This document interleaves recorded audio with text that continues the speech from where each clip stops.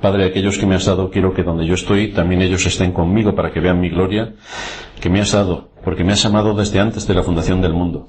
Padre justo, el mundo no te ha conocido, pero yo te he conocido, y estos han conocido que tú me enviaste. Y les he dado a conocer tu nombre, y lo daré a conocer aún, para que el amor con que me has amado esté en ellos, y yo en ellos. Esta oración la conocemos como la oración sacerdotal del Señor. Y lo que nos está mostrando aquí la Escritura es el privilegio que tenemos de poder acercarnos a Dios y cómo esto resulta en una de las más importantes bendiciones que podemos obtener. El hecho de que nosotros, que somos seres humanos, pecadores, transgresores, por tanto, de la ley, que podamos tener entrada ante el trono de la gracia, es de una importancia colosal. A veces no nos paramos a pensar realmente las implicaciones que llevan con la muerte de Cristo el que podamos tener acceso al trono de la gracia, que es algo impensable.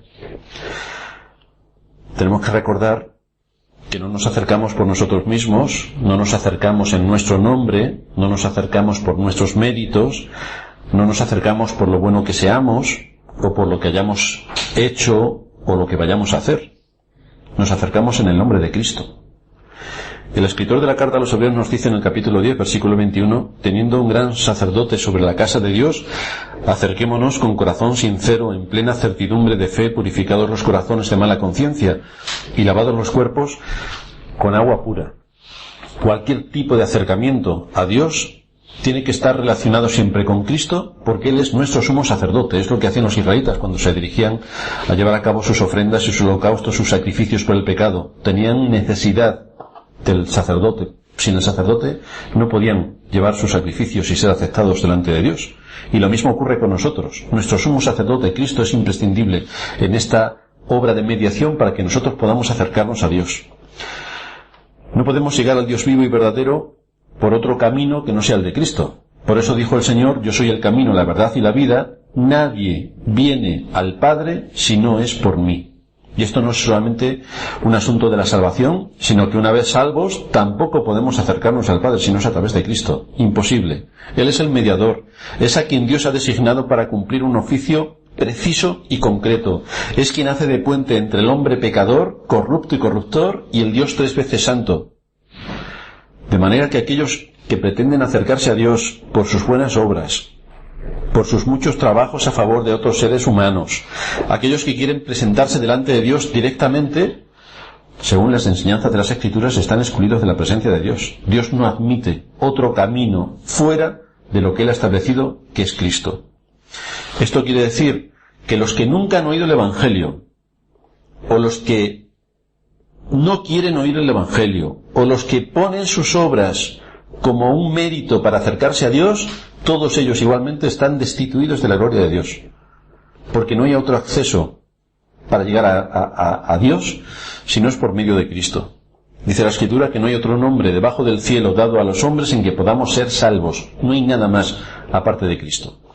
Esto es lo que estamos mirando en esta serie de sermones, y vamos a tratar de entender mejor acerca de Cristo en su oficio de sacerdote, que es el que estamos considerando en medio de esta oración.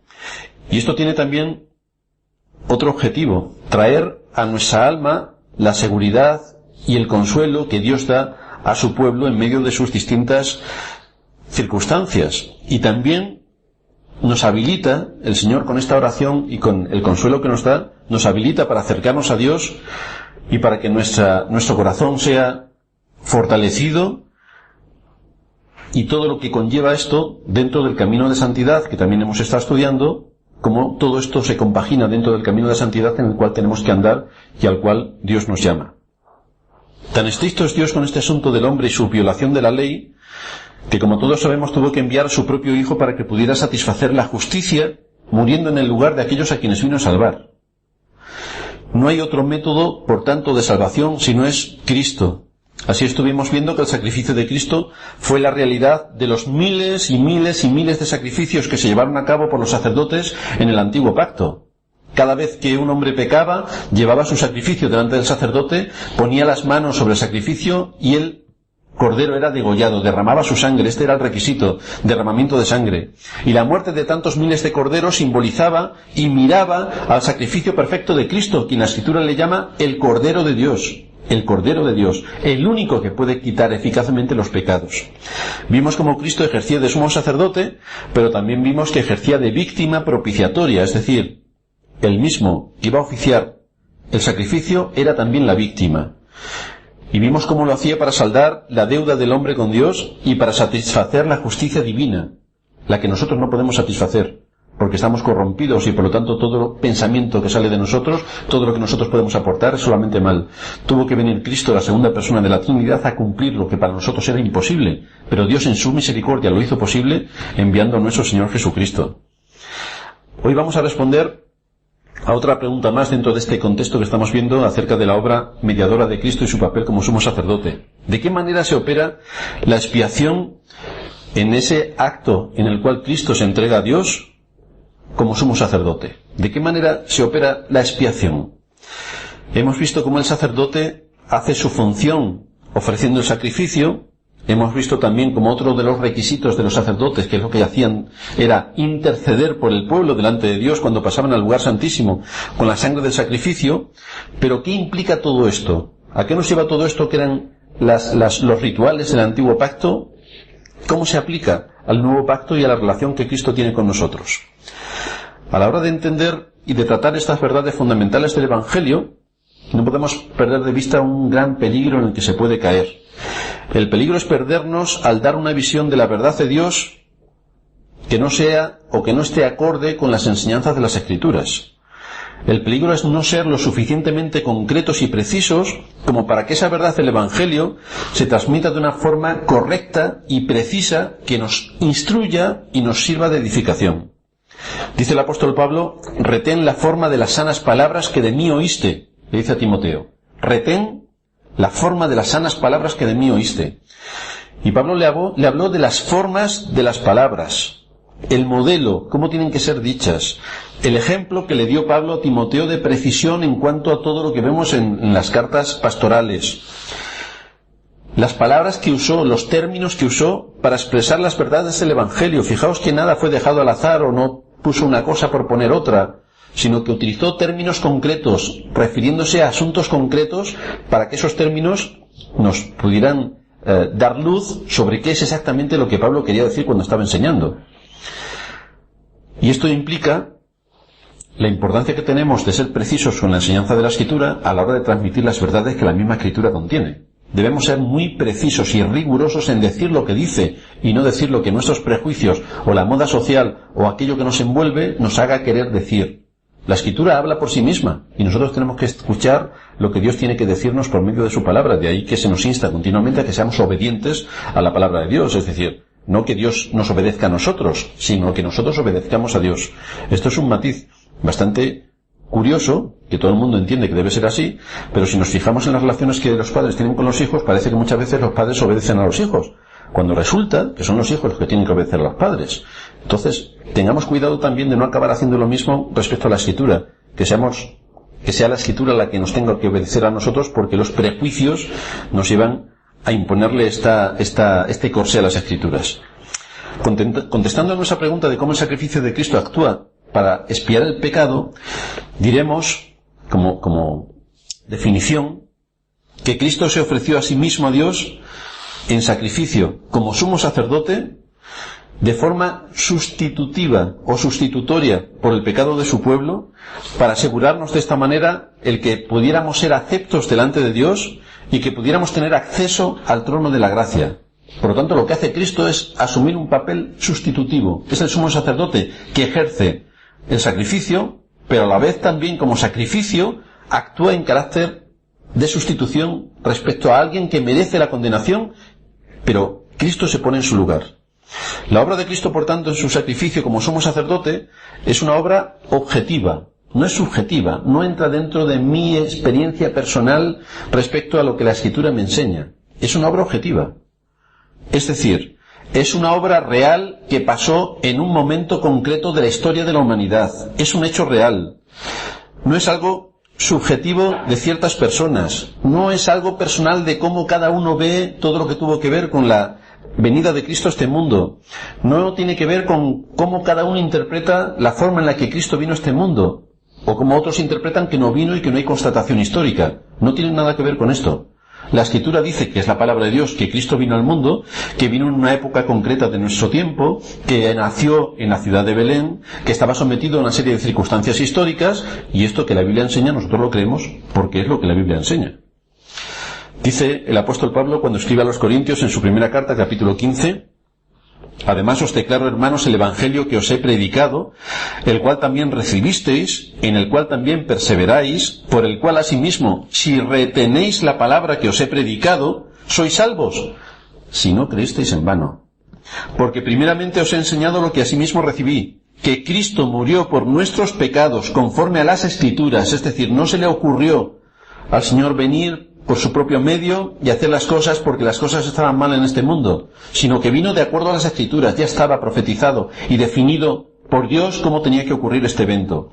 Que Cristo murió por nuestros pecados conforme a las Escrituras, y que fue sepultado, y que resucitó al tercer día conforme a las Escrituras.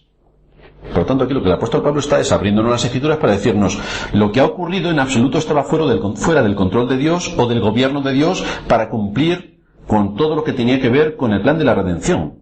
Todo estaba predefinido para que así ocurriera y que tuviera como objeto la salvación del pueblo de Dios. Lo que hizo Cristo, por tanto, fue un hecho determinado por las Escrituras, corroborado por la historia. Murió, fue sepultado y al tercer día resucitó. Esa es la verdad del Evangelio. Esto es lo que Pablo predicó. Él presentó estos hechos con sus consecuencias y con su significado. ¿Qué es todo lo que está involucrado en este acontecimiento, el más importante en la historia de la humanidad? ¿Y cuál es su alcance? Si esta acción de Dios en la historia es creída, entonces es una buena nueva de salvación para los que creen. Pero si este acontecimiento histórico no es creído, y entonces se asemeja a Cristo con un buen maestro que vino por este mundo, como Mahoma o Gandhi o cualquiera de estos, o simplemente un personaje histórico que tuvo su influencia en una época determinada en la historia del Imperio Romano, entonces la condenación es segura. Porque un requisito imprescindible es que se asuma que Cristo es el Hijo de Dios que vino para traer salvación, y que es el único medio que Dios ha establecido para que nosotros podamos presentarnos delante de Dios y delante de su trono limpios y sin mancha. Por lo tanto, dependiendo de lo que creamos que es Cristo, esto nos da pie para saber si tenemos la salvación o si la salvación para nosotros es una quimera. Aunque Dios muestra su amor para con nosotros en que siendo pecadores Cristo murió por nosotros, tampoco tenemos que olvidar otra cara de esta moneda. La Escritura nos enseña que Dios es fuego consumidor y que es horrenda cosa caer en manos del Dios vivo.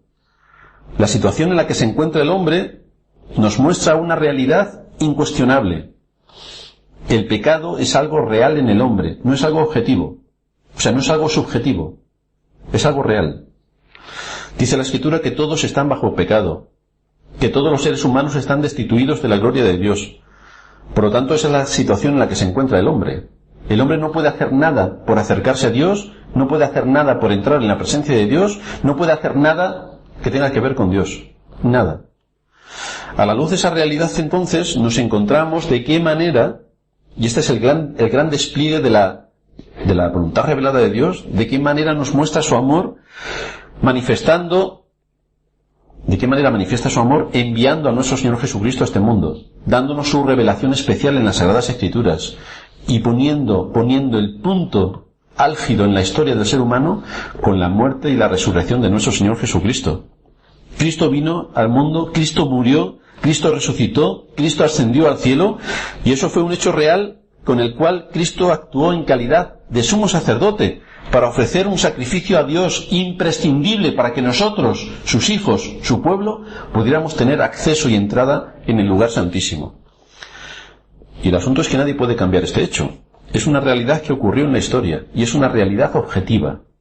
Hay numerosos testigos que lo vieron, y por encima de todo está la palabra de Dios que lo corrobora.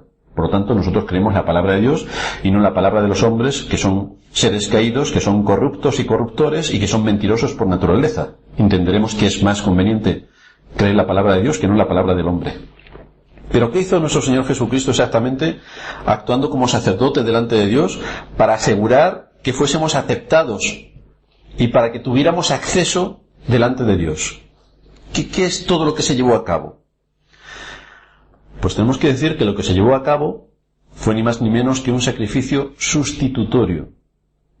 Es exactamente lo que se hacía en el antiguo pacto con los corderos. En vez de matar a aquel que había pecado, que merecía la muerte, porque dice la Escritura, todo aquel que pecare morirá, en vez de matar al que había pecado, se imponía las manos sobre el cordero y se transmitía simbólicamente el pecado del pecador al cordero. Por lo tanto, como el cordero recibía el pecado, tenía que ser ajusticiado y tenía que ser degollado, tenía que entregar su vida, y lo tenía que hacer con derramamiento de sangre, no con otro método, precisamente con derramamiento de sangre. Por lo tanto, el sacrificio de Cristo vino a ser un sacrificio de sustitución. Es un término que quiere decir el que hace las veces de otro, el que toma el lugar del otro, hacer un trabajo por otro, sufrir una pena por otro, pagar una multa en el lugar de otro. Todo esto implica la palabra sustituir. De manera que el sacrificio de Cristo trata con una realidad incuestionable, como es, por una parte, la santidad de Dios, inmaculada, que no acepta el pecado ni puede tener nada que ver con el pecado, y por otra parte, la terrible pecaminosidad del hombre. Y cómo para juntar estas dos realidades completamente opuestas, la santidad triple de Dios, el Dios tres veces santo, con la terrible pecaminosidad del hombre, Dios lleva a cabo un hecho realmente increíble para que la justicia no sea violada y se consuma y pueda llevarse a cabo el plan de redención. Y lo hace tomando a Cristo, enviando a la segunda persona de la Trinidad, poniéndose delante de la ley y asumiendo nuestro pecado sobre sí mismo, para que al perdonar nuestros pecados la ley quede satisfecha. Y queda satisfecha porque otro que es perfecto, que es justo y que es inmaculado y que es santo, toma en su lugar y en su cuerpo lo que nosotros, pecadores, corruptos, corruptores, llenos de maldad, era imposible que pudiéramos quitarnos por nosotros mismos. Así que Cristo se llama el Cordero de Dios porque Él asume, como hacían los corderos en el antiguo pacto, Él asume todas las culpas y todas las acusaciones que había contra nosotros por parte de la ley, dice Pablo, que nos eran contrarias, las toma y las clava en la cruz. De esta manera, Dios mantiene íntegra su justicia, Dios mantiene íntegra su santidad y acepta al hombre a pesar de ser un pecador, pero lo acepta en nombre y por los méritos de Cristo. Acepta a Cristo en lugar del hombre. Y de esta manera Dios puede salvar al pecador, que no se merece ser salvado, sin ir en contra de su justicia y sin ir en contra de su santidad. Aquí está la respuesta a este gran misterio. El sacrificio de Cristo fue un sacrificio sustitutivo. El justo se puso en el lugar del injusto para poder presentarnos delante de Dios. ¿Cómo se muestra esto en las Escrituras? Dentro de las muchas pruebas que nos muestra la Escritura, las podemos dividir en tres categorías. En primer lugar, las que se muestran en tipos, en sombras, en símbolos en el Antiguo Testamento. Recordad que los sacrificios que realizaban los sacerdotes a través de todo el Antiguo Pacto era una sombra de la realidad del sacrificio de Cristo, quien es realmente el Cordero de Dios. Así que si nos vamos a Levítico capítulo 1, que os ruego que me acompañéis, vamos a encontrar allí algunas indicaciones importantes acerca de qué es lo que tenían que preparar todos los sacerdotes, todo lo que tenía que ver con los rituales del culto y cómo tenían que llevar a cabo los sacrificios. Levítico 1 nos dice: llamó Jehová a Moisés y habló con él desde el tabernáculo de reunión, diciendo: habla a los hijos de Israel y diles: cuando alguno de vosotros ofrece ofrenda a Jehová de ganado vacuno u ovejuno, haréis vuestra ofrenda. Si su ofrenda fuera holocausto vacuno, macho sin defecto lo ofrecerá. De su voluntad lo ofrecerá a la puerta del tabernáculo de reunión delante de Jehová, y pondrá su mano sobre la cabeza del holocausto, y será aceptado para expiación suya. Así que el Señor empieza a definir exactamente cómo tenían que ser los sacrificios. Fijaos que no lo deja a la voluntad del hombre, al criterio del hombre o a la imaginación del hombre, no. Como siempre Dios hace en su palabra, deja las cosas escritas de una manera específica. Aquí vemos los elementos esenciales. Aquí vemos la forma en que debían observar los israelitas para traer sus sacrificios según lo que Dios había establecido. Y cómo tenían que tratar, por una parte, la realidad de la santidad y la justicia de Dios, y por otra, la realidad de su pecado y de su corrupción. Se especifica qué tipo de animal puede venir al sacrificio. no al que cada uno le da la gana. No. Un tipo de animal específico. Se indica su género, si es masculino o femenino, y se dice que tiene que ser masculino. Implica y se enseña también cómo tiene que estar el animal. ¿Debe ser sano o es lo que te sobre, que está de cualquier manera y lo utilizas para el sacrificio? Debe ser sano, intachable. Indica también dónde lo deben ofrecer para que fuese acepto a Dios. No en cualquier sitio, sino en el lugar que Dios ha establecido para llevar a cabo el sacrificio. La relación que hay entre ese animal y la persona que la ofrece es que ese animal va a ejercer de sustituto en el lugar de la persona y que Dios va a aceptar el sacrificio porque es Él quien ha establecido esa relación. De manera que llevando a cabo esto con la precisión que Dios establece en su palabra, se expía el pecado. No de otra manera. No de otra manera. No puedes llegar como Caín ofreciendo verduras del campo y ofrecer un sacrificio a Dios donde a ti te dé la gana. ¿No? Dios ha establecido cómo tiene que ser el sacrificio. Dios ha establecido cuáles son los medios del sacrificio. Y Dios ha establecido dónde tiene que llevarse a cabo el sacrificio. Y cuando esto se hace, hay expiación por el pecado. Pero fuera de esto no. Fuera de esto no. Si esto lo trasladamos en sombras a las realidades, encontramos lo mismo en la persona de Cristo. Si no es a través de Cristo, no hay expiación del pecado. Si uno aporta sus buenas obras, sus buenas intenciones y todo lo bueno que pueda hacer, no hay expiación por el pecado. Si uno rechaza a Cristo, está rechazando al Cordero. No hay expiación por el pecado. Por lo tanto, nada de lo que el hombre pueda aportar en cuanto a su salvación para acercarse a Dios tiene valor ninguno. Más bien le condena, exactamente por lo contrario, porque es un desobediente y es un traidor a lo que Dios está exponiendo en su palabra. Así que fijaos que en las sombras del antiguo pacto no había virtud alguna en ese animal para llevar los pecados del hombre. Pero eso era una figura de Cristo con la que Dios estaba enseñando a lo largo de tantos siglos de qué manera Cristo iba a expiar el pecado del pueblo, haciendo un sacrificio sustitutorio, poniéndose en el lugar del culpable, asumiendo las culpas y la condena que recaía sobre el hombre. En segundo lugar, vemos también que hay cierta terminología que nos habla acerca del sacrificio de Cristo en las Escrituras, ese sacrificio de sustitución. Dejando a un lado la tipología de los sacrificios del Antiguo Testamento, nos encontramos que hay muchos pasajes que muestran y enseñan directamente esta misma realidad del sacrificio de Cristo. De la misma manera que los animales en el Antiguo Pacto eran sacrificados sustituyendo al pecador, de la misma manera el sacrificio de Cristo fue también sustituyendo al pecador, pero con un efecto incomparable, porque era la realidad de las sombras. Dice el profeta Isaías: todos nosotros nos descarriamos como ovejas, cada cual se apartó por su camino, mas Jehová cargó en él el pecado de todos nosotros. Por lo tanto, tenemos aquí a un cordero que asumió el pecado y la culpa, asumió la transgresión de la ley del pueblo de Dios, de todos nosotros, de todos los que fuimos llamados por el Evangelio. En estos versículos vemos que la naturaleza de ese sacrificio es sustitutiva. Se nos muestra cómo cada uno de los seres humanos se ha extraviado. No hay justo ni a un uno, dice Pablo parafraseando al profeta. Y esto nos muestra la maldad individual que cada ser humano tiene. Todos nacemos con pecado, todos nacemos en pecado.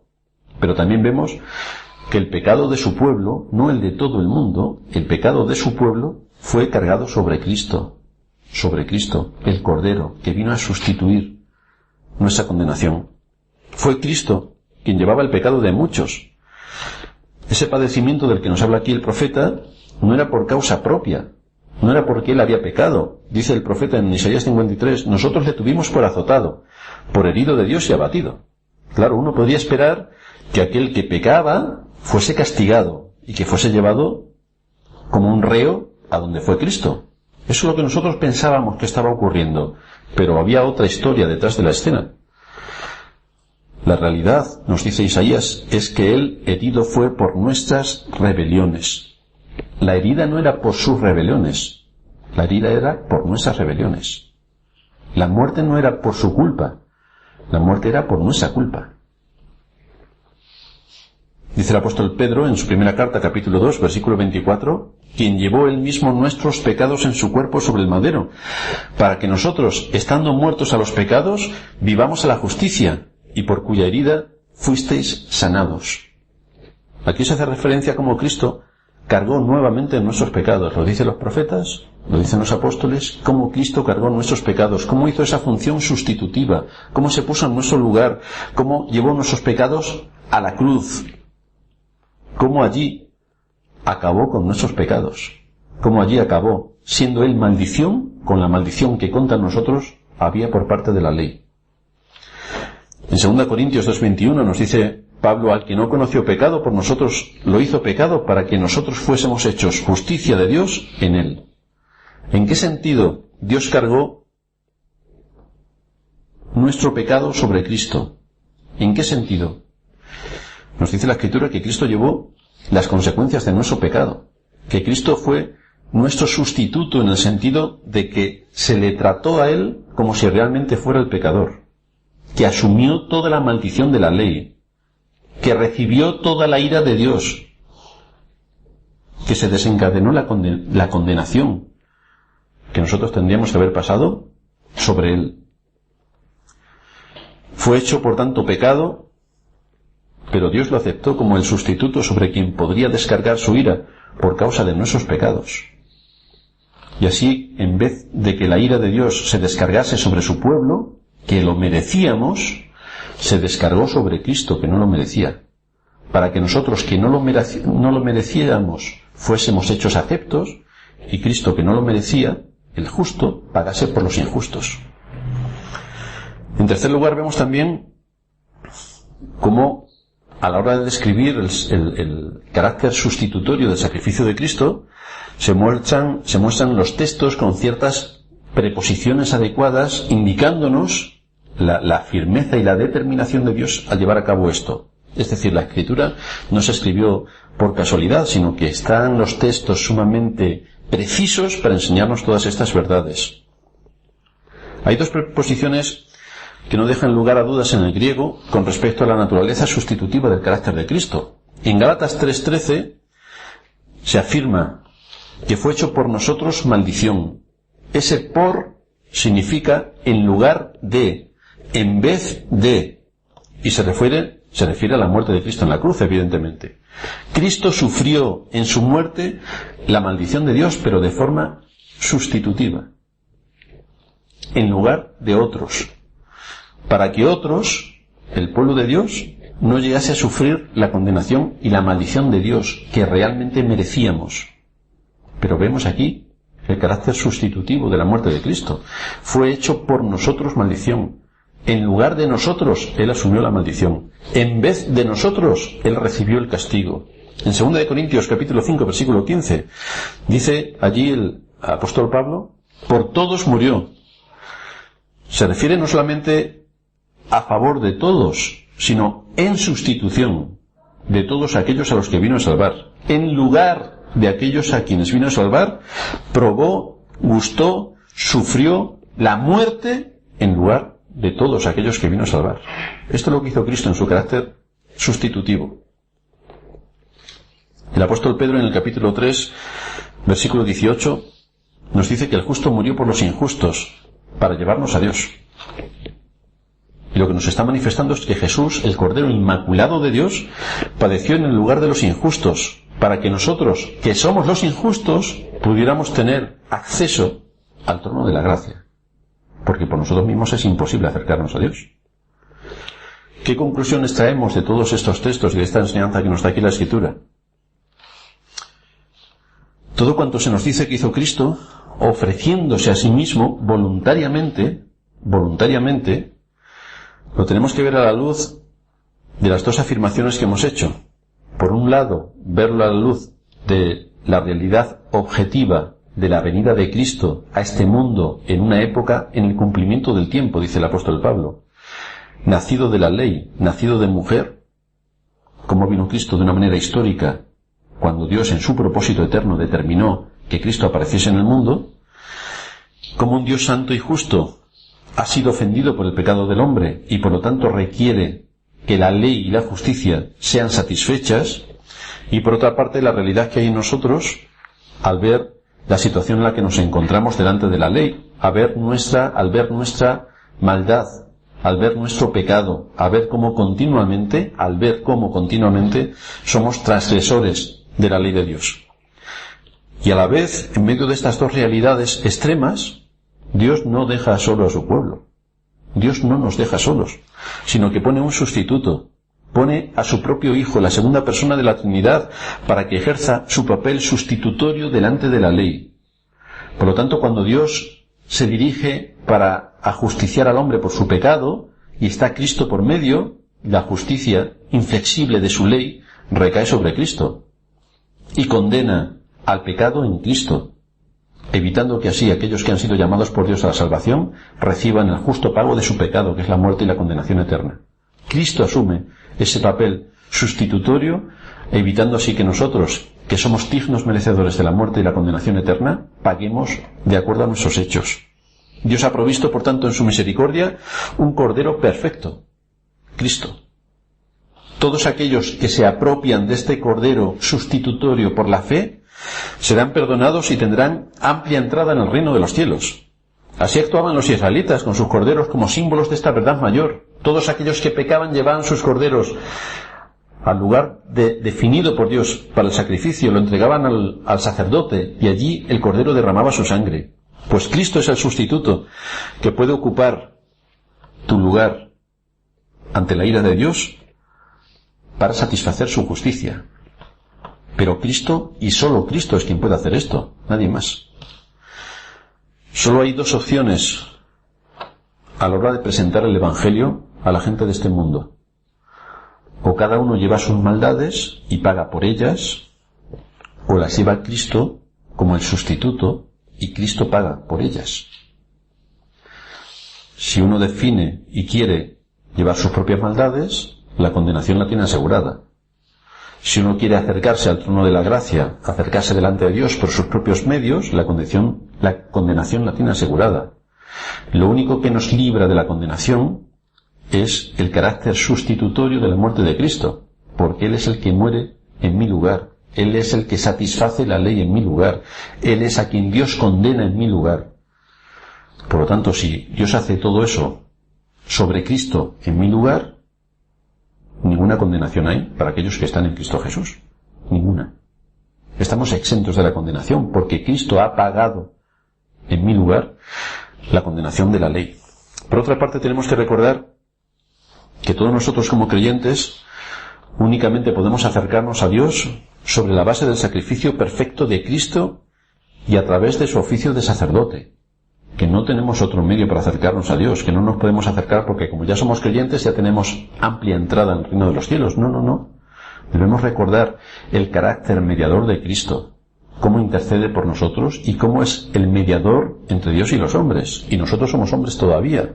Por lo tanto necesitamos a Cristo como mediador para poder acercarnos a Dios y suplicar ante el trono de la gracia el oportuno socorro. No es posible acercarse a Dios sobre otra base. Y cada vez que queramos acercarnos a Dios, tenemos que ir por el camino que Él ha establecido a través de Cristo. Tenemos que asentar nuestros pensamientos y el recuerdo de Cristo y su sacrificio como sustituto en nuestro lugar. La historia de Caín. Se acerca a Dios con los frutos de la tierra. Y la Escritura dice que Dios no miró con agrado a Caín ni a su ofrenda. Es cierto que Caín venía a adorar a Dios. Es cierto que se sacrificó, porque tuvo que coger el azadón, cavar en la tierra, sacar las verduras, los vegetales o lo que se le ocurrió y traerlo al sacrificio. También hizo acciones para cumplir con aquello que supuestamente quería ofrendar delante de Dios. Pero no lo hizo según lo que Dios había precisado. Ahí vemos toda la inventiva humana y todo el querer hacer humano para acercarse a Dios por sus propios medios cuando Dios no ha establecido que ese es el medio para acercarse a Él. Esta es la historia de Caín.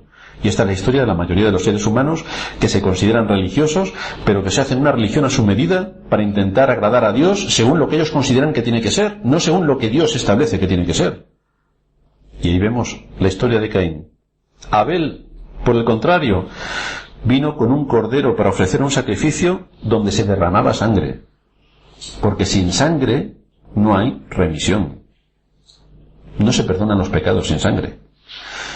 Abel vino para adorar a Dios con respeto. Vino haciendo las cosas según Dios había establecido. Y ahí se incluía la realidad de un Dios 3 veces santo, justo, y la realidad del hombre, pecador. Por eso vengo con una vida para entregar una vida en mi lugar. Alguien tiene que morir para que yo no muera. Pero si llevamos patatas, sandías y perejil, ¿qué es lo que hizo Caín? Si llevamos nuestras propias fuerzas, nuestras buenas obras, las grandes cosas que podemos hacer, o buscamos otro camino en el que Cristo no esté, o ponemos Cristo más las buenas obras, o ponemos cualquier cosa mientras que no sea Cristo solo, estaremos haciendo el trabajo de Caín. Es decir, no sirve para nada. Debemos acercarnos a Dios no solamente con respeto y reverencia, como Él nos dice en su palabra, no solamente para adorar y rendir culto según la grandeza de su santidad, sino también recordando la realidad de nuestra condición, quiénes somos nosotros, de dónde nos ha sacado Dios en su misericordia, y recordando también la importancia vital de la persona de Cristo como nuestro mediador que nos permite acercarnos al Padre, nos permite entrar en el lugar santísimo, nos permite acceder al trono de la gracia para hallar el oportuno socorro. Cristo es el que hace ese papel de sacerdote. Por eso dice la Escritura que Dios puede salvar perpetuamente a los que por Él, por Cristo, se acercan a Dios. Puede salvar perpetuamente. Cosa que los sacerdotes del Antiguo Pacto no podían hacer continuamente, tenían que estar ofreciendo sacrificios. Pero Cristo con uno solo puede salvar perpetuamente a aquellos que le esperan. Todo movimiento para acercarnos a Dios tiene que ser siempre con el mediador, con el sustituto que nos da acceso a Dios. Y esto es debido a la realidad de Dios, no olvidemos, 3 veces santo, a la realidad nuestra, no olvidemos, pecadores. Por eso oramos en el nombre de Cristo. Por eso nos dirigimos al Padre invocando a nuestro mediador, Cristo Jesús. Por eso tenemos acceso al trono de la gracia a través de nuestro gran sumo sacerdote. Tomando a Cristo y a su sacrificio sustitutivo, no solamente Dios nos limpia de nuestros pecados, sino que nuestras conciencias pueden ser también acalladas para que no nos acusen, debido a nuestras caídas, debido a nuestras debilidades y debido a nuestros grandes pecados. Dice Hebreos 9:13, porque si la sangre de los toros y de los machos cabríos y las cenizas de la becerra rociadas a los inmundos santifican para la purificación de la carne, es decir, todos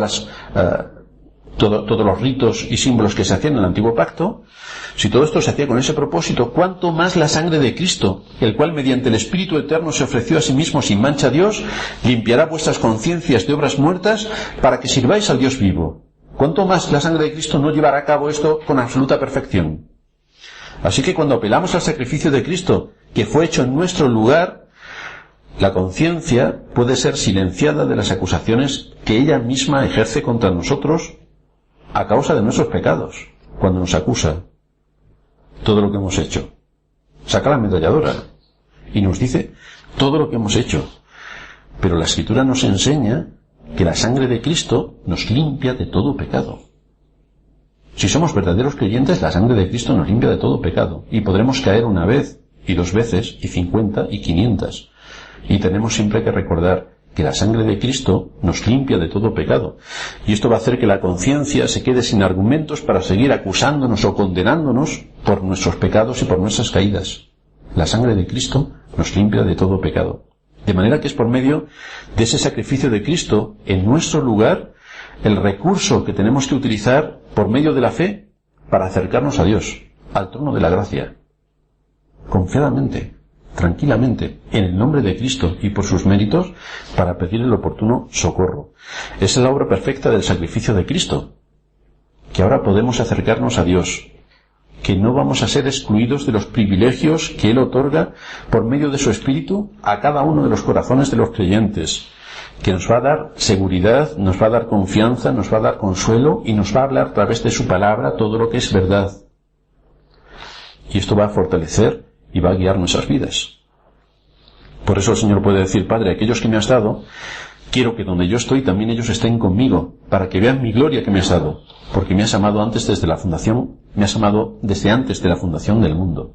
Esto es lo que hace Cristo, abrir su corazón y darnos acceso al trono de la gracia para que podamos disfrutar de los mismos privilegios que Él tiene. Entrar en el lugar santísimo. El amor de Dios por su Hijo, a quien sometió a la muerte para darnos la vida, es el que le ha llevado a cabo, la perfecta salvación para todos aquellos que creen en él. El glorioso Evangelio de Cristo.